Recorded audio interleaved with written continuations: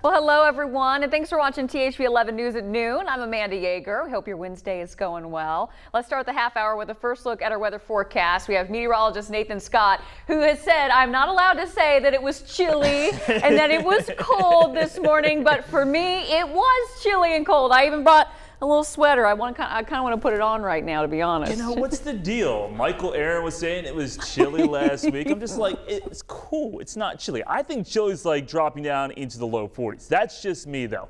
Got to give a shout out to meteorologist Scott Covert for covering for me yesterday, because my brain was in dense fog after covering all that late night severe weather. We've got beautiful, magnificent May weather out there right now, but this morning it was cool. I'm saying cool. It's chilly, though, in Fayetteville because they dropped down to 39, 46 in Russellville, 53 in Pine Bluff, 50 in Arkadelphia. Wall-to-wall sunshine across the natural state. The temperatures have rebounded into the mid to upper 60s, and it's going to be below average this time of year. Our highs should be into the upper 70s. Even with all that sun, temperatures will top out into the low to mid 70s. If we could only hang on to this type of weather going into the weekend, it's not going to be the case, though, folks, because chance of rain goes up starting Saturday, but especially into Sunday.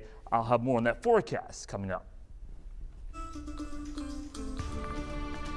Authorities say the suspect in a shooting that happened yesterday morning in North Little Rock has been found dead. Pulaski County deputies say the body of 40-year-old Damon Casey was found in a park near the Buffalo National River Tuesday afternoon. He was accused of shooting a person on MacArthur Drive before 8:30 earlier that morning. The victim is stable at a local hospital at last check. Casey's death is being investigated by state and federal authorities. As Arkansas's vaccination numbers lag behind the national average, Governor Asa Hutchinson has set a goal for the state. The governor aims to have at least 50% of the state partially vaccinated in 90 days. That means about 467,000 Arkansans will have to get a shot by early August. To help make that happen, the Department of Health will hold pop-up clinics. There was one last night at the Trav's home opener, with plans to have them at graduation ceremonies, craft shows, and other events as well. Doctors are also preparing to take any questions. Our goal is to get as many shots in arms as we possibly can so that we can get our numbers trending down again and hopefully resume as normal of a life as we can have after March of last year. Meanwhile, President Biden announced he wants to see 70% of all American adults with at least one shot and 160 million adults fully vaccinated by the 4th of July. The president admits that vaccine hesitancy is the biggest stumbling block to achieving that goal. The administration is now offering walk-in appointments at local pharmacies and expanding pop-up clinics to make it easier to get the shot. And they'll be offering incentives for people to get vaccinated as well. Sports leagues like NASCAR, NFL, MLB, Major League Soccer are also joining the effort by offering ticket giveaways, in-stadium vaccination programs, and discounts on merchandise. 5 states are not currently ordering all of the vaccine doses available to them because of lower demand, and Arkansas didn't order any new doses last week. The government will be shifting those unused doses to places with more need. The attorney for Derek Chauvin has filed a motion for a new trial after his conviction for the murder of George Floyd. This comes amid a separate controversy over a photo of one of the jurors wearing a T-shirt that says, "Get your knee off our necks." CBS's Jeff Pagay reports on what this could mean for the case. Derek Chauvin wants a new trial. His attorney, Eric Nelson, cited various factors in a motion filed Tuesday, among them jury misconduct, but it doesn't specifically mention Juror 52, Brandon Mitchell. This week, controversy began surrounding this photo of Mitchell at a rally last August for the 57th anniversary of the March on Washington. In it, he's seen wearing a Black Lives Matter hat and a shirt bearing the title of the rally, "Get Your Knee Off Our Necks," to bring awareness to police brutality. Either way, I was going to D.C. for this event, even if George Floyd was still alive.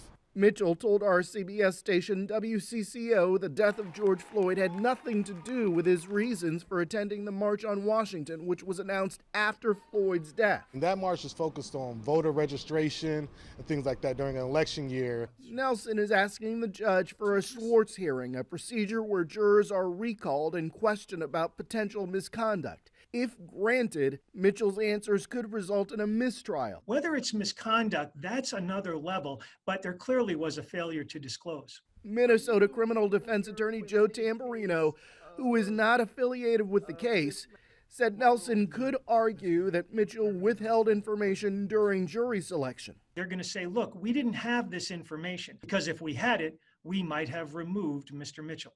During jury questioning back in March, Mitchell told the court that he viewed the Black Lives Matter movement favorably. People of black, pigment, their lives matter. It's just a statement. Mitchell told the Star Tribune Monday that in a pre-selection questionnaire, he responded no to the following questions. Did you or someone close to you participate in any of the demonstrations or marches against police brutality that took place in Minneapolis after George Floyd's death? And other than what you have already described above, have you or anyone close to you participated in protests about police use of force or police brutality? The judge will now decide on the motion for a new trial based on Mitchell's actions and other alleged errors in this case.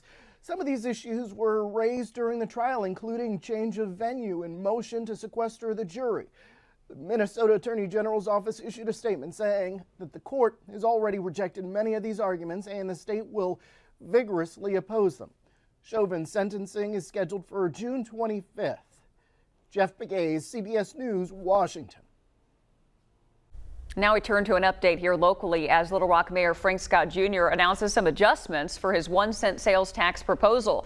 The mayor's list of updates includes increasing projections for infrastructure and public safety. The board was scheduled to vote on the proposal last night. Instead, the mayor says he will call a special meeting next week, giving the board time to look over those changes. Meanwhile, public comment shifted to the recent gun violence in the city, with several mothers voicing their concerns about a lack of resources. We're going to lose all of our kids either to the grave or to the system. And I can't fight this fight alone without something out here to help us. The board is expected to discuss the Youth Violence Crisis Declaration in 2 weeks on May 18th. Nationally, more stolen guns are getting in the hands of criminals, and Central Arkansas isn't an exception. Just last week, the Little Rock Police Department recovered 13 firearms, 11 from arrests. And this is just a minor part in what's been a major uptick in the number of weapons confiscated by the department. So far this year, Little Rock police have confiscated over 300 guns, about 200 of which were seized during arrests. We spoke with Ronald Valentine, a local firearm trainer who also makes guns himself. He believes the higher increase for illegal guns in the streets is a result of new owners. I just purchased a firearm. Where I'm going to put it, where I'm going to store it. It winds up going into vehicles and loosely placed in homes, and so you're going to see that crime has increased, break-ins of homes and break-ins of cars. Anytime you have people carrying firearms without education, you're going to have increased crime. Little Rock police post all of these weekly updates on their social media, and that includes the number of confiscated weapons. With more Americans hitting the road, gas prices are on the rise. At the same time, there are concerns gas deliveries could be slowed because of a trucker shortage. Nichelle Medina reports.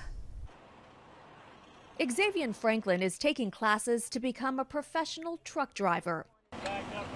And new truckers like him are in high demand. The president of Roadmaster Drivers School says there is a shortage right now. A lot of drivers were retiring early during COVID. That we're planning to retire in the next few years. So suddenly the supply shrunk, the demand grew. Adding to the problem, many driving schools shut down during the pandemic, then had to implement social distancing rules when they reopened. Western Truck School in Sacramento has half the students they usually do. We've had to schedule our training out farther because of the number of people that are allowed inside the truck. The trucker shortage is expected to impact the delivery of goods this summer, including gas. Fuel prices plummeted last year during the height of the pandemic, but now things are returning to normal levels. We're not seeing a shortage. What we're seeing is a delay in deliveries, which has impacted a small number of markets in the past month. AAA's Jeanette McGee says refineries have plenty of gas and prices shouldn't go up much higher this summer. But getting fuel to the pumps is taking a little longer. That could lead to tight supplies in a few places. It's more likely to happen in spots that are popular travel destinations like beaches and like mountains. McGee says there's no reason to worry too much. There might be scattered shortages in the coming months, but it will still be easy to find gas and fill up. Nichelle Medina, CBS News, San Diego. Will Facebook continue to ban former President Donald Trump? We have the details on the decision from an independent review board. And look at that beautiful view from Dash R View 11, seeing way out into the horizon. That's because we've got low humidity. It's going to be a gorgeous Wednesday and more beautiful weather is expected, but it does change going to the weekend. Details on that coming up.